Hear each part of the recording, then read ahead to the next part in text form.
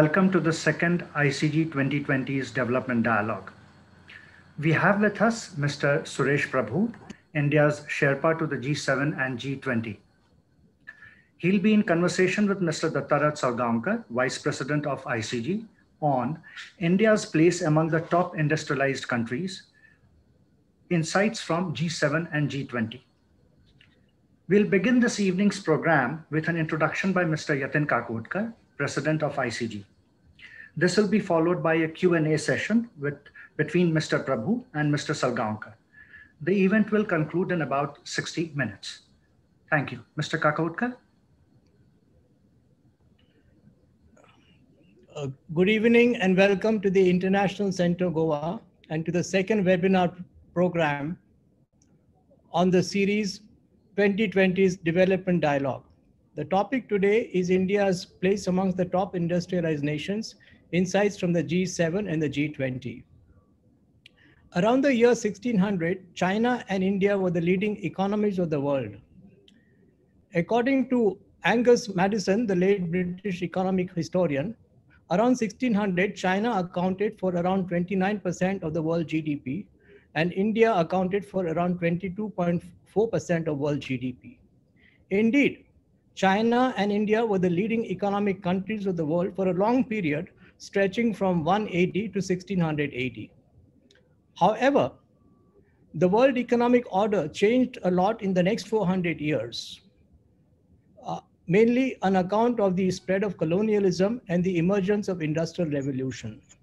The collective share of India and China in world GDP, which was around 51.4% in 1600, declined to around about 10% in 1950. Europe raced ahead of India and China, followed by the United States of America. Great Britain was the leading economic and political power of the 18th and the 19th century, followed by America in the 19th and 20th century. However, America is in relative economic decline as China is staging a comeback following the reforms initiated in 1978 by Deng Xiaoping. Many analysts are of the opinion that China will continue to grow and China will re-emerge as the world's largest economy in the second half of the 21st century, displacing America from the top position. Many are also of the view that the 21st century will be the Asian century. It is also expected that after 400 years of economic decline, India, with the right enabling conditions and the right policies, will re-emerge as one of the world's leading economic powers in the second half of the 21st century. But how exactly does India feature in the present League of Industrialized Nations, and what exactly are the prospects of India in the so-called Asian century? To shed light on this question, we have the webinar today, and we have with us Mr. Suresh Prabhu, who has a ringside view of the G7 and G20 as India's and Prime Minister Narendra Modi's Sherpa to these forums. Mr. Prabhu is a multifaceted personality, equally at ease in the world of business and policy making and government. He has held 10 cabinet positions in the Ministry of the Government of India at various times and held important portfolios such as civil aviation, industry and commerce, and railways. He has been a member of the Indian Parliament 6 times, with 4 terms in Lok Sabha and 2 terms in Rajya Sabha. At present, he represents Rajya Sabha from Andhra Pradesh. Among his many key initiatives then was the landmark Electricity Bill 2001, which became the Electricity Act 2003 and introduced much needed reforms in India's power sector. The Act provided for non-discriminatory open access in the transmission segment and mandated state electricity regulatory commissions to introduce open access in distribution after taking into consideration state-specific conditions. This legislation increased India's power generation capacity and private investments in power sector. Before he entered politics, Mr. Prabhu studied commerce at Mumbai University and then obtained a law degree from New Law College, Mumbai. He went on to become a chartered accountant, obtaining 11th rank at the national level in CA exams and ran a successful chartered accountancy firm. He's currently pursuing a PhD in climate change issues in relation to energy and environment from Freie University, Berlin, and another PhD in state public finance from Mumbai University. He has headed Saraswat Bank, the largest urban cooperative bank in the country, and was its youngest ever chairman. In conversation with Mr. Prabhu is Mr. Dattaraj Salgaonkar. Mr. Salgaonkar is the chairman of VM Salgaonkar Corporation Private Limited. He has successfully ran and led the Goa-based group to diversify into hospitality, real estate, and private equity. He's passionate about education and the arts, and his foundation runs schools and colleges in Goa in English and local Konkani, including higher education from hospitality to a law college. He's a production engineer from VJTI, Bombay University, and an MBA from Wharton Business School. He founded the Sunapran Goa Center for the Arts in 2007, which focuses on arts-based community and pedagogical programming, which has transformed the Goan cultural landscape. Mr. Salgaonkar is a founder member of ICG Goa and presently is our vice president. He now chairs the ICG Programs Committee and has been the driving force behind our ICG Zoom webinars. Before we start the session today, I'm pleased to announce that our next webinar program will be held in the second half of February, which is next month, and will feature Dr. Shekhar Mande, Director General of Council for Scientific and Industrial Research. And the topic will be the rise of Indian science and technology in the fight against the coronavirus pandemic. I now hand over the session to Mr. Salgaonkar, and I hope you find it interesting. Thank you. Thank you, Yatin, and welcome my good friend Suresh. What a brilliant record. I mean, academics, achievements, politics. I think Suresh covers the entire gamut. Everything, I think, is a great example for our youth. So, Suresh, let me dive straight in. It is a privilege to have you with us, and thank you once again very much.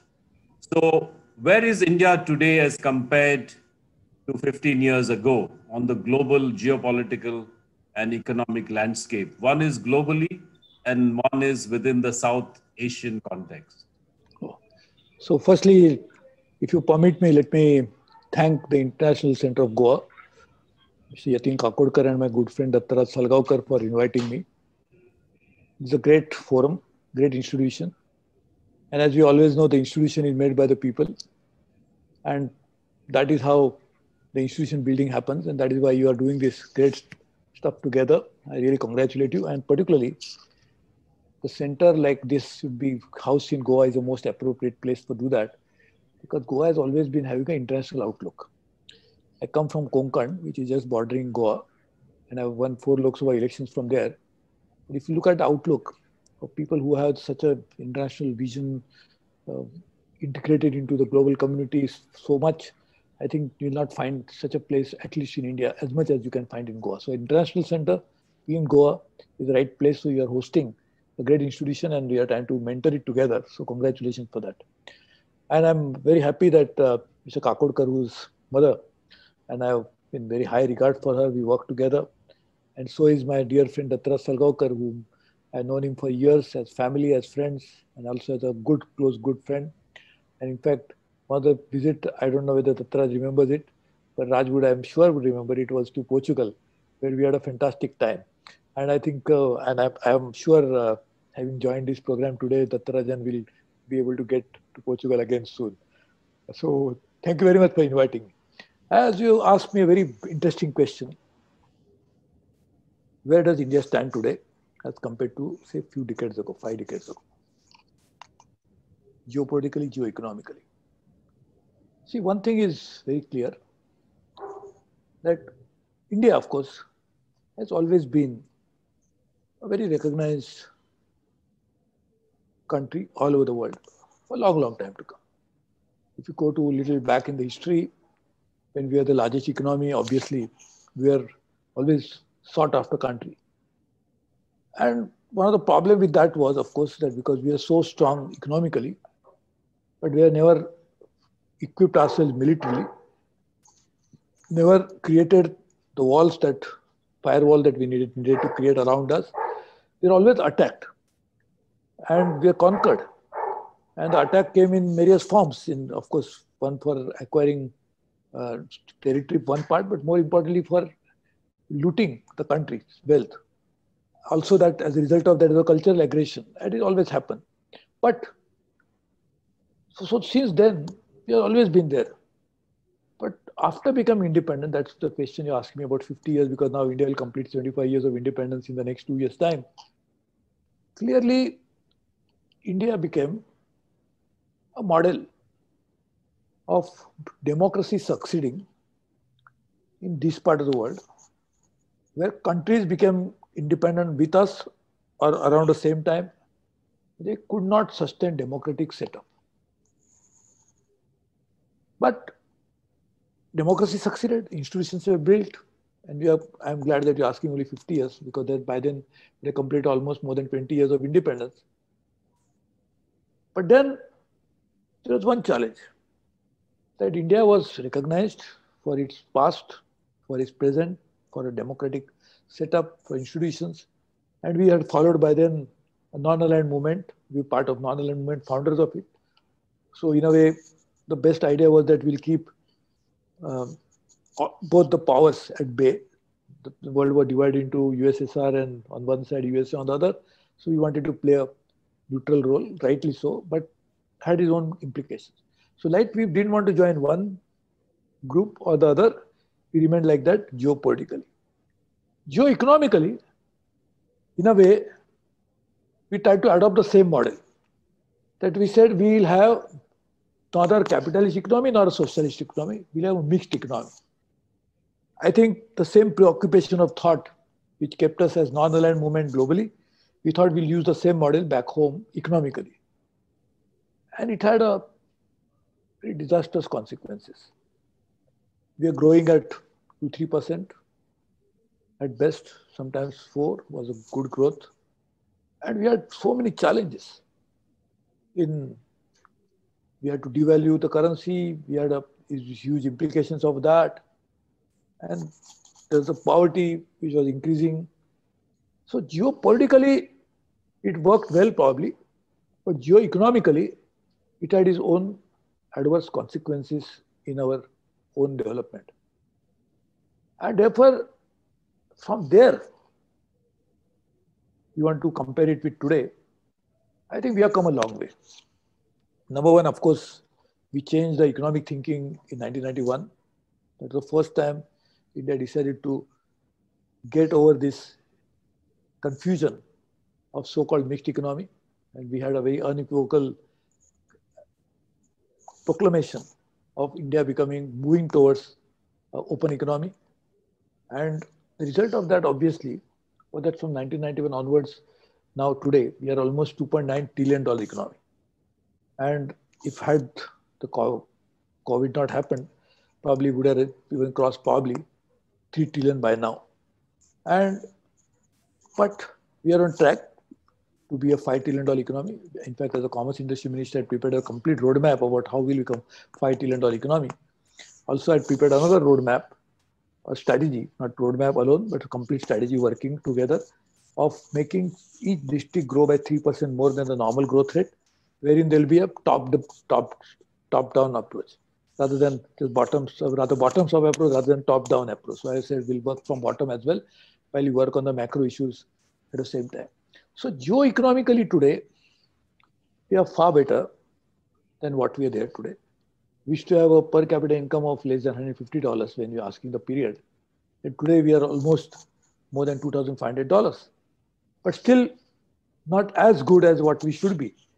So we have to always think about, at least to begin with, 10,000 per capita, that is increasing it by 4 times. So to do that, of course, we'll have to increase our total size of economy 4 times, but that alone will not increase the per capita income unless, as I said, we work on this bottoms-up approach, because otherwise macro level growth will come, but common people will not benefit. So today, geoeconomically, we are better than what we were 50 years ago. Geopolitically, again, and it always happens that if you are not strong geoeconomically, you cannot exercise your power geopolitically. So consequently today, we will be seeing that we now become part of G20, which is a group of 20 countries with total combined GDP of 86% of the total global GDP is shared by these 20 countries. 86%. In fact, today I had a call with the Italian minister who holds the G20 presidency, and he was telling me, and now they are taking input from India. In fact, India has become so important today that whether it is economy, whether it is geopolitics, whether it is climate change, India's views have to be heard. So that's a good sign. Also, India has now been invited to be part of G7 group. You can imagine G7 is to be the group of 7 richest countries in the world. They invited Russia to join, then it became G8, then they expelled Russia. So now again it is G7. But Prime Minister Modi was invited by the French presidency. It's a rotating presidency for G7. It went from France to US, now it is with UK. So France invited Prime Minister Modi to be invitee for the G7 summit, which happened in Biarritz in France. I was there with the PM. And again, Trump had invited him. In fact, I had to convey that invitation on behalf of then President to the Prime Minister, because White House called me, because my counterpart who lives at G20 is to sit in White House, Mr. Larry Kudlow. And then UK again has invited a Prime Minister. So we have become, from there, we have come a long way. And why G7? Because we are the 5th largest economy. So that's why the realization is coming that how can we call the 7 big economies of the world to be part of G7 when the largest economies are outside of that, larger than some of the member countries. So if you really look at it, barring Germany and US, all of the 5 countries are Japan, all of the countries' economies are smaller than India's. So we have to, in that sense, come a long way. I was talking about one more point. I mentioned climate change. When the Paris Accord happened, when we decided to arrive at an agreement on climate change, it was a major accord. And it was happening in Paris. So Mr. Hollande was the president of France. And on the other side was Barack Obama. As a Democratic president, he was also interested in climate change a bit or more. Both of them, President Obama and President Hollande, were calling Prime Minister Modi for finalization of that deal. In fact, Prime Minister Modi played a very key role, crucial role to make the deal go through, happen. Because of him, he played that key role. And therefore, geopolitically, we have come a long way. Geoeconomically, also we have traveled a long distance from what we were about 5 decades ago. That's a very interesting question you asked me. And if you really look at it, if you permit me, if you take 50 years from now, I think situation could be dramatically different. When, of course, I will not be there, but after 50 years, you can see a huge change in India's profile globally. In fact, geopolitically and geoeconomically both, the power that we exercise depends upon the people. And as you know it better than me, the Indians are so much recognized globally. In fact, today in the afternoon, there was a president of the Institute of Chartered Accountants of India was in my office. And I'm also a chartered accountant. So we're talking, and he was saying with 44 countries, or more than 100, actually 44 countries, we have offices, and more than 120 countries, chartered accountants are working there in key positions like CFO and sometimes CEO. Fortune 500 companies, most of them are either CEOs or CFOs. So you can imagine that's a recognition of India's abilities. So I think and that is what affects that directly on geoeconomics and geopolitics. So I'm very happy that you asked me this question. I think we are in the right place today. Could have been better, but we're moving in the right direction.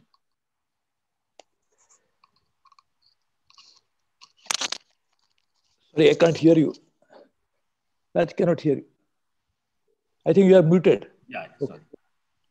Sorry, taking this thing, do you feel that there is a global dynamic shift with the East getting stronger and becoming more relevant? With the change from the Trump administration to a Biden one, where do you see India globally? With the East getting stronger and becoming more relevant and Biden taking over from Trump. Yeah. Who's becoming stronger, you said? Raj? Who becoming stronger?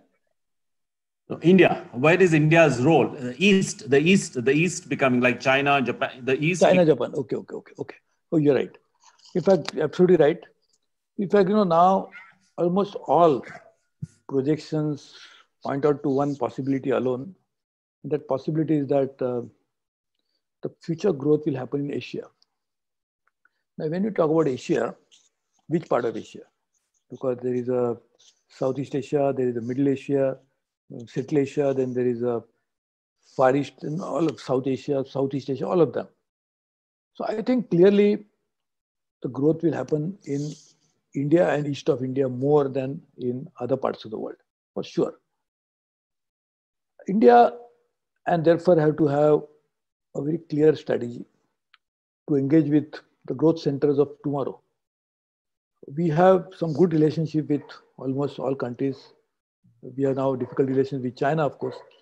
And that difficulty comes from the Chinese own position, because they have territorial ambitions going beyond what is accepted, and therefore there is an issue there. But otherwise, we have good relations with almost all the countries east of India, particularly Southeast Asia, Japan, Korea, Australia, many of them. So I think this is one good part, is that we are right friends in right places.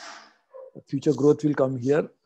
So obviously India will ride that growth, also piggyback that growth, also because when you have integration of like that with the growth centers of tomorrow. On the other side is the change of administration in US, which is a very significant change, I must say, because after a long time,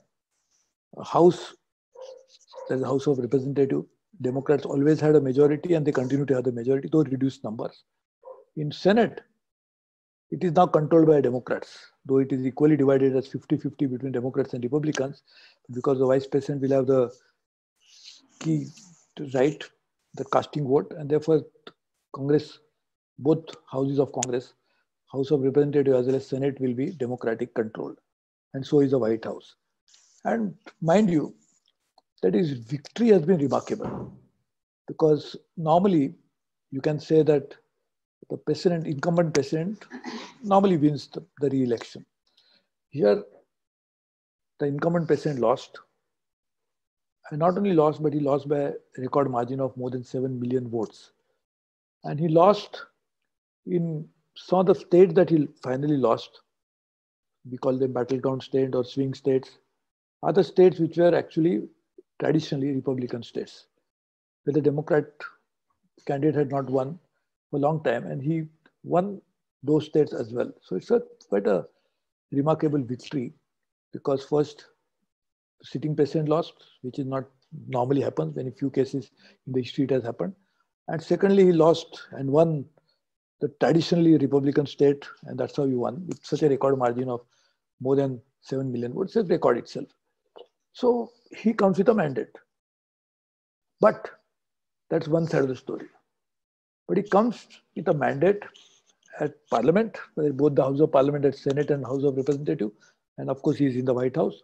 But the country has never been as polarized as it is today. And we could get a glimpse of that when on the 6th of Jan, when there was a confirmation of the results of the president's election of the Electoral College. You know what happened. I mean, there's no need to repeat what we saw, but shocking. So this is a challenge for the administration to deal with these domestic issues in a very significant way. When you have such a huge, daunting task ahead of you to deal with domestic issues, I am not so sure how much will be the focus of the new administration, Biden administration, on international issues. But it is coming at a time when there has always been the changing dynamics of US relationship with the rest of the world. There has been a very strong dynamics of US and Europe. They're NATO allies, they were strong partners, transatlantic partners, and they were saying there had been a better partnership and relationship than what US and Europe had. So that is changing, not only during Trump administration, even before Obama it was changing a bit. But Trump, of course, completely dethroned the whole accepted concept. And of course, the US relationship with their other allies, whether it's Korea, Japan, also underwent a sea change during the time of Trump. Now we have a challenge because the Democrats, normally we have certain issues which they keep raising, particularly about the subcontinent. But we have a very good acceptability in both bipartisan acceptability. When Biden Democratic administration, when Obama was there, or even Clinton was there, our relationship has always been good. So I don't see that changing at all. Prime Minister Modi has congratulated President Biden, that time of President-elect, and therefore I think he has already established a relationship. We have been working, in fact, I am personally also, has been working for years in Track 2 and Track 0.15 dialogue with US. And many of the people in the administration today, I know them personally well. So we have very good equation with them, very good relationship with them. So I think we can definitely work together. And our foreign ministry is also very eagerly and very actively engaging with them. In fact, good part is that our foreign minister was our ambassador to US and our foreign secretary was also ambassador to US. So that's a very rare thing, that both minister as well as a foreign secretary. Foreign secretary is an outstanding officer who was, before he went to US as an ambassador, he was an ambassador in Bangladesh. He also did a remarkable job.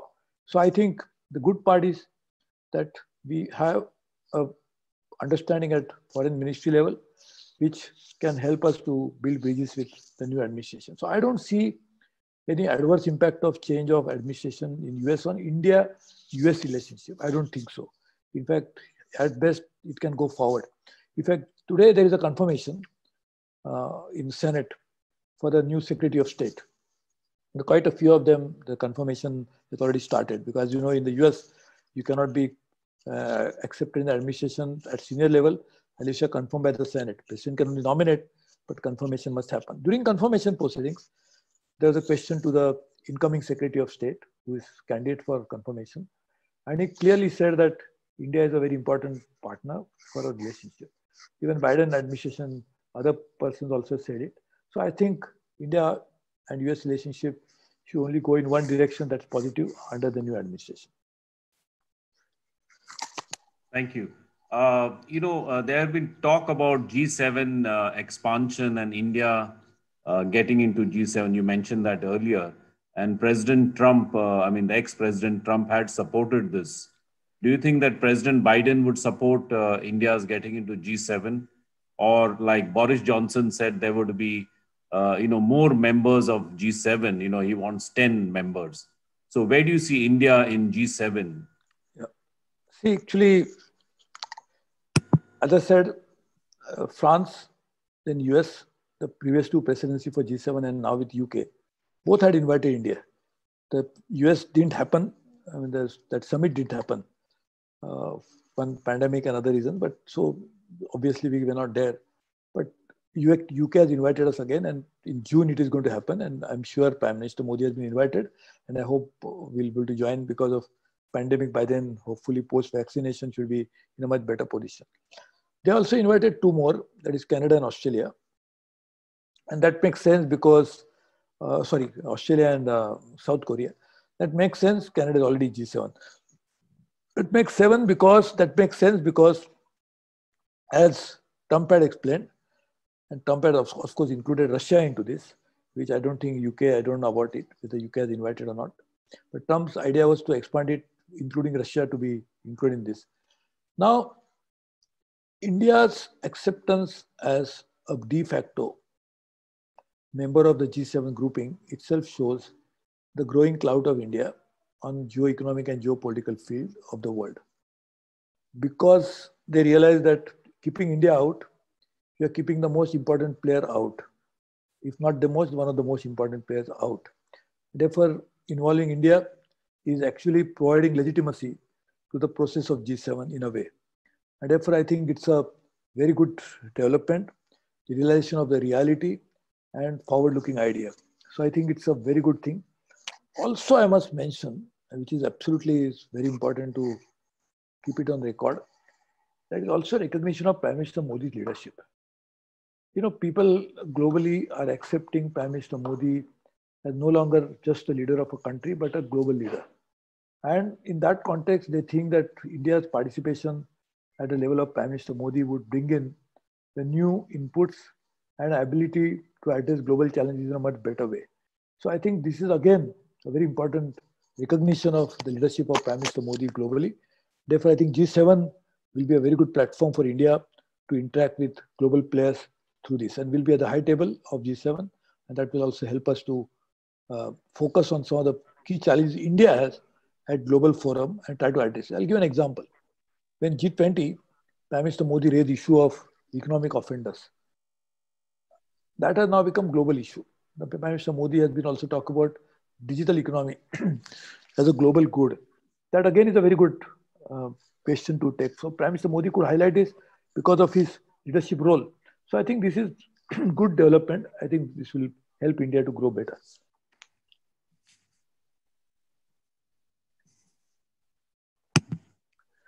In the G20 summit in Osaka, there were issues in the G20 meet in Osaka. Some issues raised, very broad issues like women's empowerment, energy, and some others.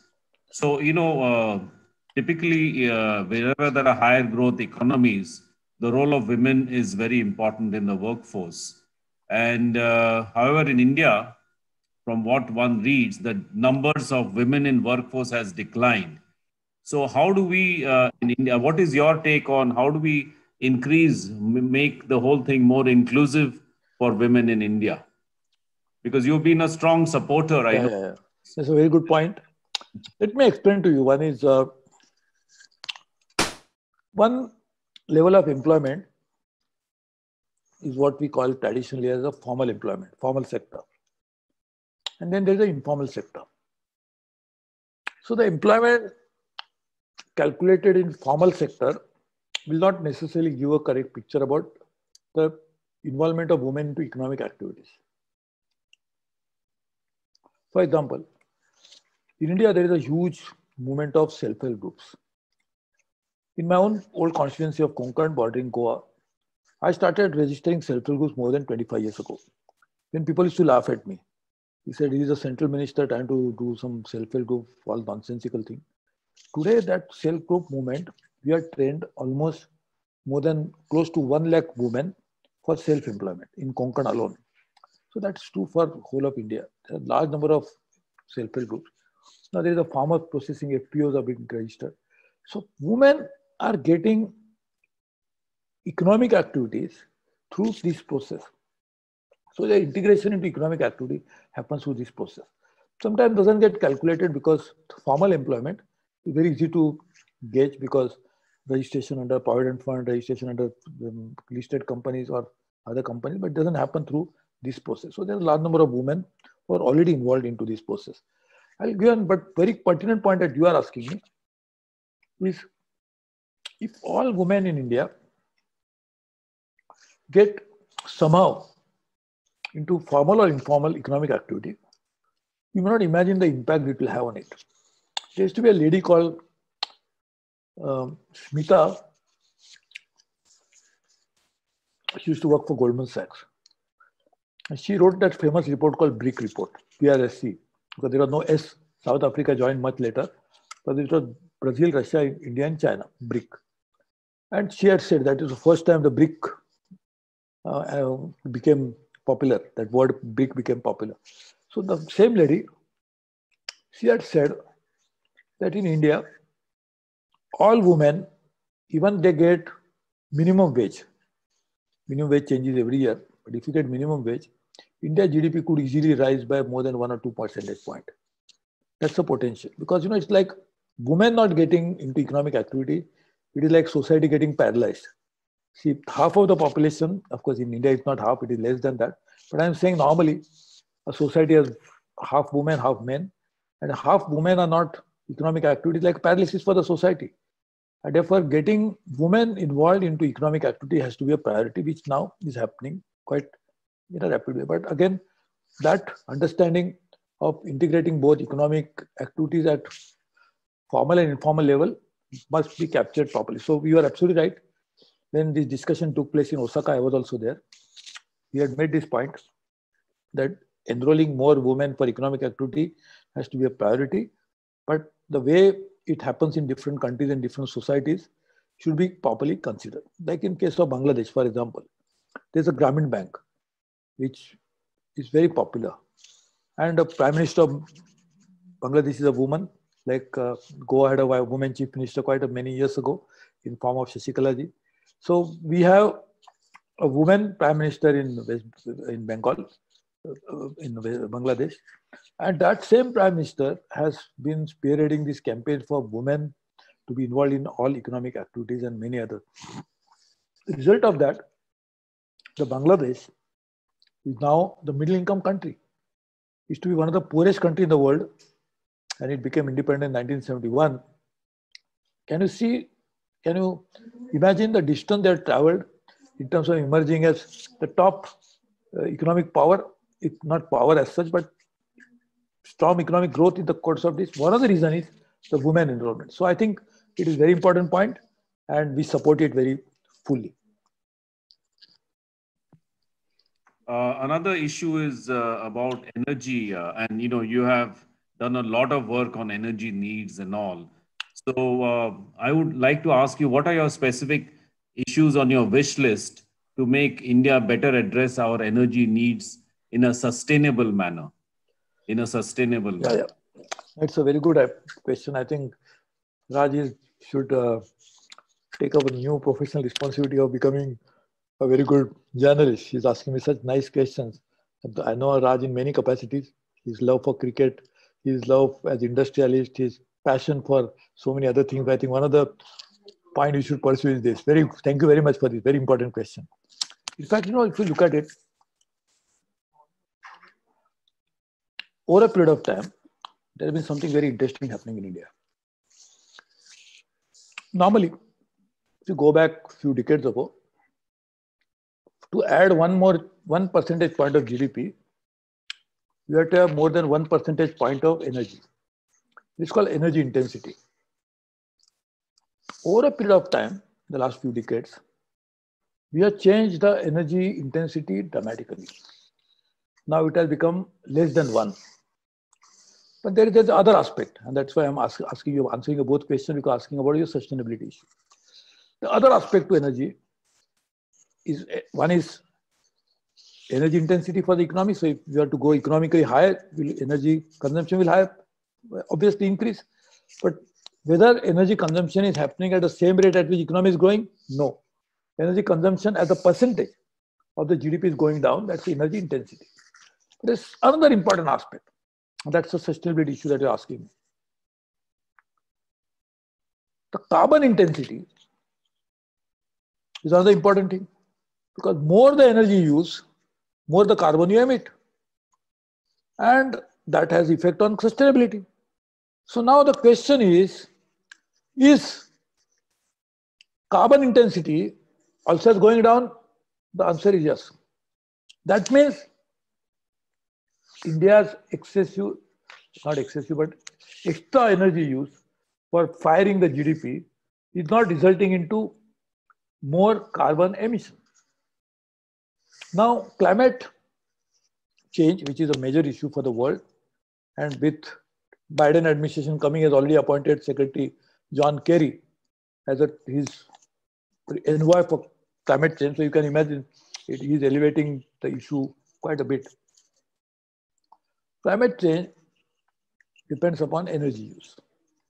So if you reduce energy usage, it can go down, but not just by changing energy usage or reducing it. You have to change energy mix by getting more renewable energy into the basket. Globally, it has to happen, but also happen in India. Now, India's context, we are working on, thanks to Prime Minister Modi, working on 1 lakh megawatt of solar energy and 75,000 of wind energy. Among the G20 countries, India is the only country on track to reduce the carbon emissions. Why? Because we are changing energy mix. We are also going in now for changing the liquid fuel, which is necessary for mobility, by getting electric car and others. So all of that, then of course, energy efficiency, very important. And that's how the energy intensity is going down. I, as the Minister of Power, I had introduced not only Electricity Act, which I think once upon a time, Raj also was trying to do some business in electricity, but also I introduced another law. Electricity Act became very famous. People recognize me with that new legislation. But I had also introduced energy efficiency law in the parliament. and we set up Bureau of Energy Efficiency. So that created a new framework for reducing energy usage for industry, for many others, including for buildings and others. The result of all this is that we have been able to reduce because of energy efficiency, because of changing energy mix, by bringing in more sources of renewable into the field, we have been able to reduce both carbon emission as well as be able to reduce energy intensity. The question is energy security. And for that, whether we like it or not, we cannot depend on imported fuels. So we have created strategic reserves in India, which ensure that even if in event of any disruption, we'll have enough stocks available within the country. And then we have a great refining capacity in India, which many countries don't have. You'll be surprised that a country like Nigeria, which is a major producer of oil, didn't have a refinery till recently, till Dangote Group is now putting one. Unlike that in India, though we import so much of crude, we have refining capacity in India.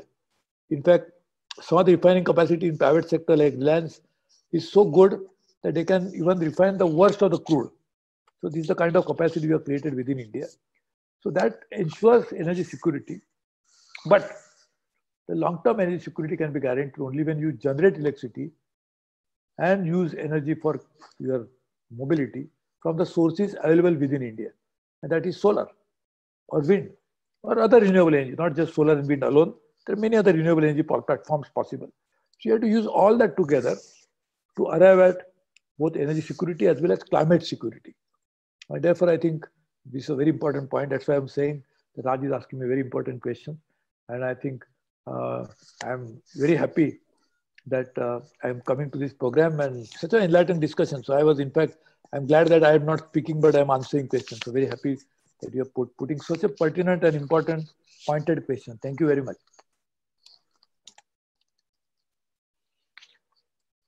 I think you're muted. Oops. Now it's okay. Okay, the next question is about Atmanirbhar Bharat. And this has become a motto for our government, and which is great. But at the same time, we want to attract foreign investment. So do you think there is any contradiction in this, or what are the challenges in attaining both these goals simultaneously? We want foreign investment, we want to be self-reliant. So how do we attain both the goals, Sureshji? It's a very good question. It depends on how you define Atmanirbharta. How do you define self-reliance? So that depends upon how the answer will flow from that, how you actually make it. Economic strength will make us economically independent.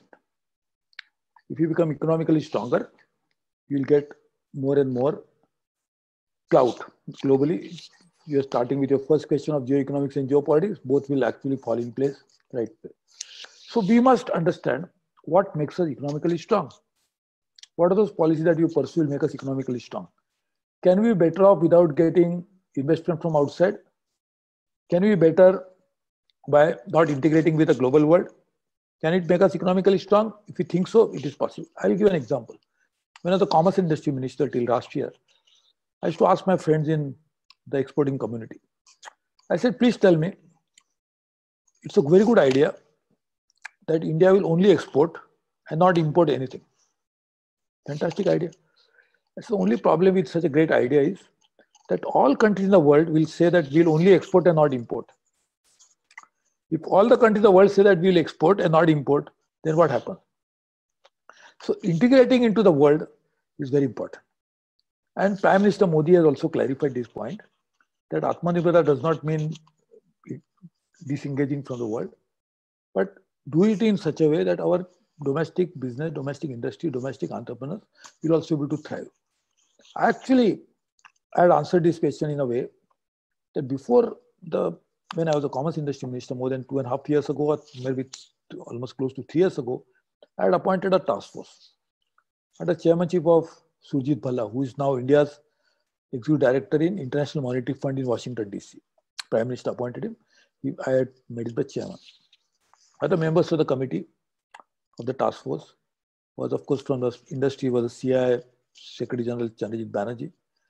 There was a Director General. There was another one is Economic Foreign, the Ministry of Finance, Sanjeev Sanyal. Then the present Foreign Minister had appointed him because that time he used to work for Tata's, Dr. Jaishankar, as a member. Then, of course, Adil Janulbhai, ex-McKinsey partner, all of these people were on the task force.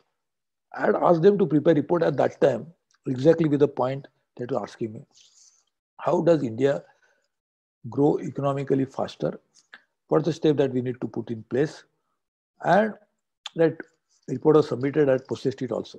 So that actually gives many, many ideas, because I spent a lot of time with that task force. Now, today, economic independence does not mean completely closing our doors to outside world. Economic independence means make our domestic business, our domestic companies stronger and let them grow. For example, US is the largest economy of the world. It's not a coincidence, it's not an accident that some of the largest global companies are in the US. China is the second largest economy of the world. Also, China is one of the strongest companies of the world in China, including top 10 banks. Chinese banks are quite a few of them. If you go to Japan, the top Japanese companies dominate the Chinese economy. Same is with Korea. So why I'm saying this is that making economy strong would mean that we have to have stronger companies in India. Because India's economy is not public sector driven, it's a private sector driven now, particularly after 1991. So if you want private companies to grow, we'll have to give them freedom of growth domestically as well as globally. Domestically, by reducing all the unnecessary regulations. So that's why I've set up a committee under the chairmanship of Secretary DIPP, now it is called DPIIT, for the same reason, that they let them have the freedom of working so that they will grow economically, and in the process, economy will also grow.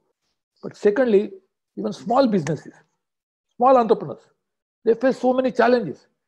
I had the first ever startup summit, not first ever, but one of the important summit I had in Goa. Then I had a top startup and the global fund, they called them, and had program in Goa in 2018, 6th of December. And announced that we'll have it every year. Why? Because startups have so many difficulties. I used to get all the startups on one side of the table and all the regulators on the other side of the table. And I should tell the regulator that you are regulating a startup which is break from the past with the past regulations. How is it going to work? It is like telling 30-year-old girl that you should behave like 3-year-old girl. It is not possible because she has grown in not only age, in terms of maturity, in terms of her needs, her requirement, everything. So how can you regulate the new ideas with old tools? And that is what we are working on. So Atmanirbharta means making our own companies, our own economy, our own individuals, our own economic activity stronger. And we must find out a ways of making them stronger. So I don't see any conflict between economic activity happening, Atmanirbharta, and also engaging with the rest of the world. In fact, I'll tell you, Prime Minister Modi was invited as a chief guest in Davos in 2018 annual meeting that happens 2018 January. I was there as a commerce industry minister, so I was there. Prime Minister Modi had talked about how world should be more and more open. So Prime Minister is very clear that Atmanirbharta means making India strong, but does not necessarily mean closing our doors to the outside world.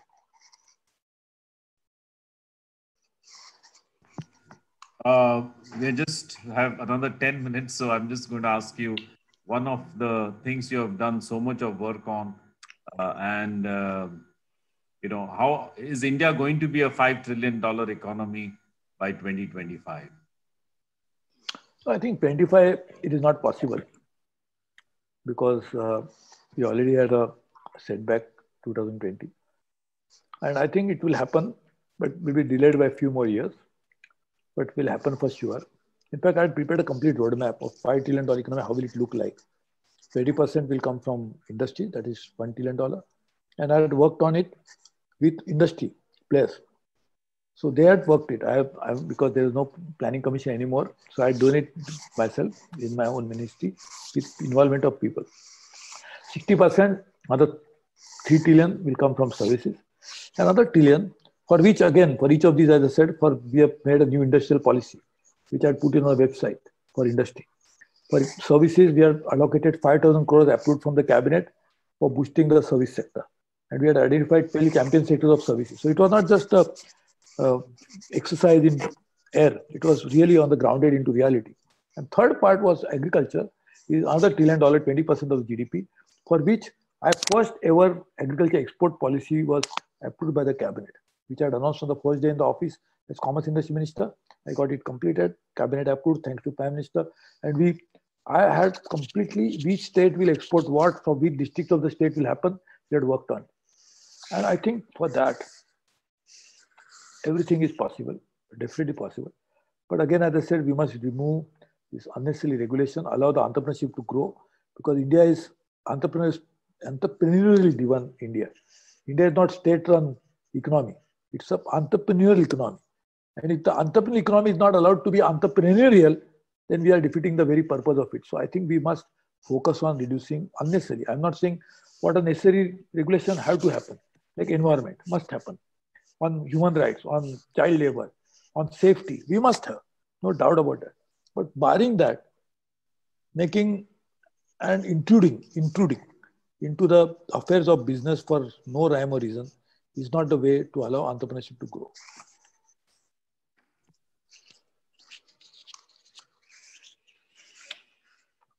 You're muted. I would like to ask you a personal question. I mean, you have such a brilliant career, and you were topper as a chartered accountant. What made you move from running your own firm and the bank to politics? I mean, it's a great thing to have you in politics, but it would be nice for the younger people also to also make such a change, and many are hesitant. So what made you make this move? Actually, for me, whatever happened in my life happens by accident, actually. Because I'm a chartered accountant by training, and I didn't want to be a chartered accountant, actually. I wanted to be a lawyer, which my father said, no, you must study CA also. So, of course, he allowed me to do LLB, but he never forced me, but he cajoled me, almost convinced me that I should also do CA. So I became chartered accountant, not by choice, but by accident. And then I was practicing as chartered accountant. Then I was involved with about 150 NGOs. It was quite popular, well-known, little, not well-known that way, but yes, I was a little bit better known. And then I got involved with the bank. So I became youngest ever chairman of the largest cooperative bank in India, Saraswat Bank, at 31. So I became chairman, and then I continued with that. So that gave me another platform. So I was involved with cooperatives from village to international, all levels, national level, everything. I was involved with more or less all cooperative organizations of different kinds. That gave me another profile. But I was never interested in politics, honestly.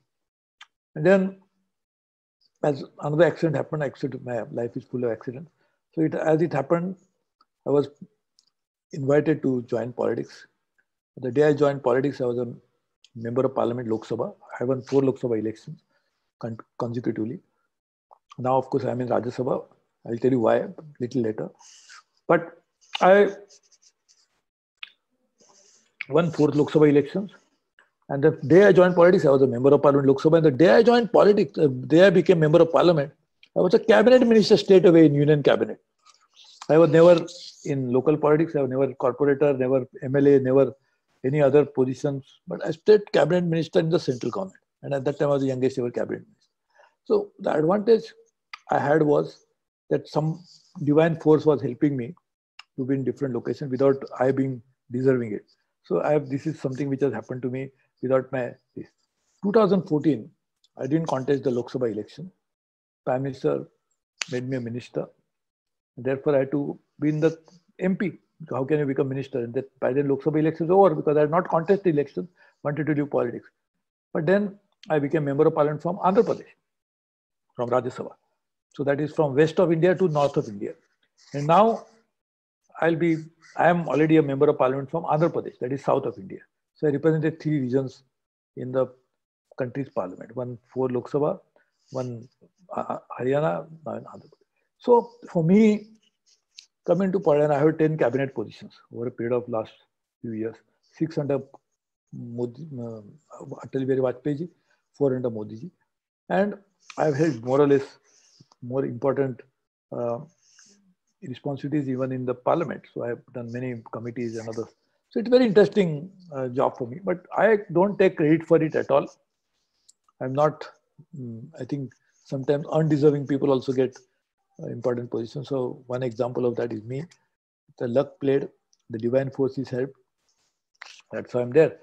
But I always try to put best, because you're asking me about young people. I always try to do my best in whatever position I get. I work maybe 19, 20, I work all the time. I try to always innovate.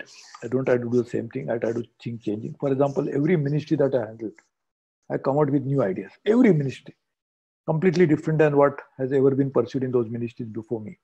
So I always do that. Same thing I did with the bank. I remember in Saraswat Bank, we computerized it fully. At that time, people were laughing at me. They're saying, what happens to jobs, etc. In fact, we increased number of people in the job. I remember that time, Mr. Basu used to be the chairman of State Bank of India. And I held the first ever bank economics conference, which was first time held by a non-nationalized bank. And Saraswat Bank held it in Pune. In that time, there was a Blue Diamond Hotel. Now I think run by Taj, I think. So I held it there. So Mr. Basu met me after that. We used to do so many programs, computerize everything. He was jocular, of course. He was in a lighter way. He was asking me. People ask me nowadays, which is a bigger bank, Saraswat Bank or State Bank? It obviously a lighter vein. But I'm just saying the kind of profile that we created because we took so many new initiatives. So my younger friends, if you are listening to me, don't listen to me, but if you're hearing me, not listening to me, don't have to listen to me. But I can clearly tell you that give your best when you get an opportunity. The good example is this 3-4 young players in India's cricket team who defeated Australia. They just came in by accident. And the way they played as if, now I think they should be in the team permanently and rather than others being there. So getting chance is divine. Putting effort is human. I think you must try to put your best foot forward and try to work in a way that will give you happiness. There is nothing more happiness that you can derive from serving your nation. I can tell you honestly, I'm telling you. When you realize that, every policy I was making, say I made Electricity Act, 2000, about 20 years ago, almost 19 years ago. Today, when I made the Electricity Act, India was a power deficit country. All the unions of all political parties that said they'll go on indefinite strike if I introduce this law. I talk to them all the time, convince them, had a series of meetings. I had 1,500 road shows to convince them all over the country, not only for employees, but general public. Today, from power deficit, we have become power surplus country. And I did it without a one-day strike because I talked to them all the time, convinced them. I was handling one of the most controversial projects in India's history ever, interlinking of rivers. All NGOs, many others were up in arms against me. I used to talk to them. I had 5,000 road shows, not road shows, but meetings I had with chief ministers, with political parties, with public meetings, with NGOs, many others. End of the day, we could arrive at large number of people. Of course, there was still opposition, but large number of people agreeing to why we need to address water issues. Forget interlinking of rivers, but raise the water issue to a level wherein there was a general awareness. So I think you do your best when you get an opportunity, and then God will always be there to support you. Before my closing thing, just wanted to ask you, what are the 5, I mean, you've answered some of them, but just if you can just state, what are your 5 mantras you live by? We asked this to Dr. Mashelkar in the last talk, so we're also going to ask you and all future speakers. What are the 5 mantras? One, you of course said hard work and whatever, but if you can just put them like 5 things you live by. Firstly, I think first of all, foremost, I think you should believe in yourself. That's the most important thing, because there is nothing like self-belief. If you don't believe in yourself, nobody else is going to believe in you. That's a fundamental thing. So if you don't have believe in myself, then even my wife will say, why should I believe in it? Forget the rest of the world. So that is first and foremost important, self-belief.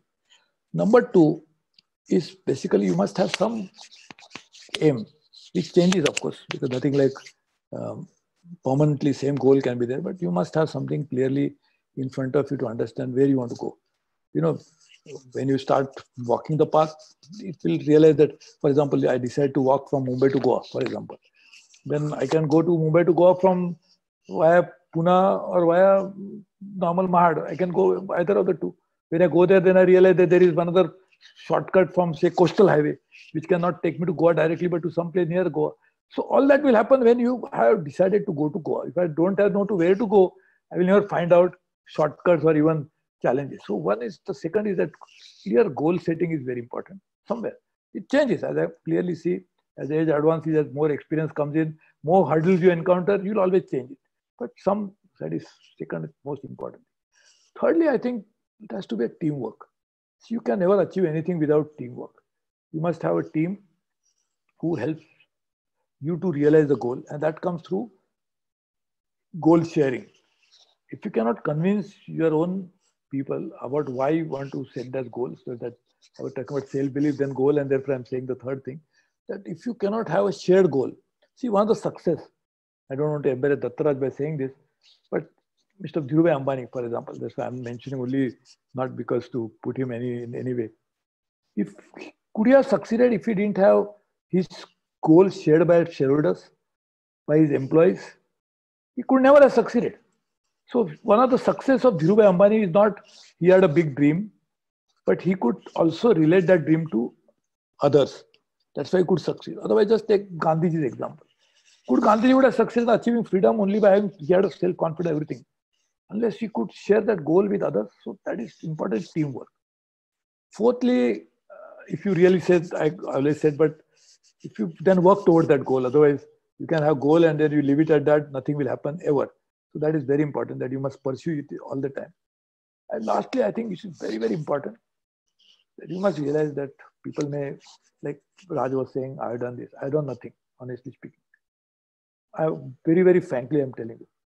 I still think that whatever is attributed to me is not done by me, it's done by somebody else. So accept the reality that human beings can do so much, but not beyond. So what is created to the human being, we should always offer it to the more superior powers like God. And I believe in God entirely. I always think that whatever I am today is because of the divine powers that always governed my life. So if you have that, that's up to everybody's. That is my concern, not necessarily everybody has to follow this.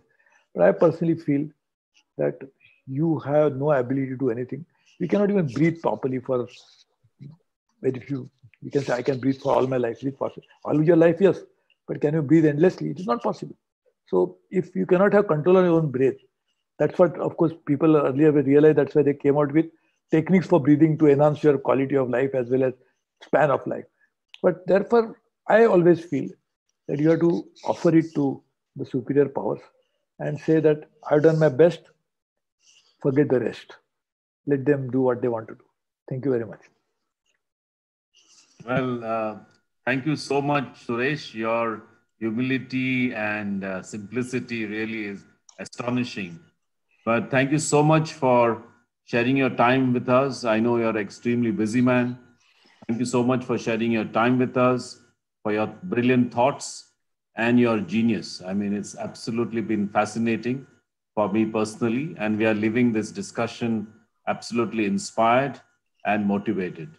I would like to thank all of you for being part of this webinar with us, and we hope to see you next month. Thank you and good night. Thank you very much. And for me, it's a great honor because I consider as 50% from Goa, a son-in-law of Goa, if not a son of Goa, like two of you are. But I think sons are very important, but sometimes son-in-laws also are important.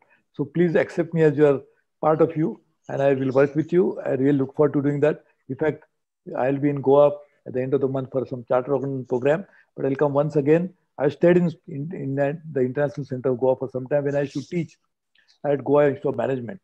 But at my weak moment, I accepted to Chico Dilema, that time the director, that I'll take a full module of business environment and I didn't realize what I was committing to. Then I had to do 45 sessions of 90 minutes each. And therefore I used to come from Goa, from Delhi, take sessions for Friday, Saturday, Sunday, many sessions, go back. So I have stayed there. So thank you very much for inviting me. Thank you very much for making me part of your program. Thank you very much. God bless you all. Thank you. Dev Bare Karo. Dev Bare Karo. Thank you.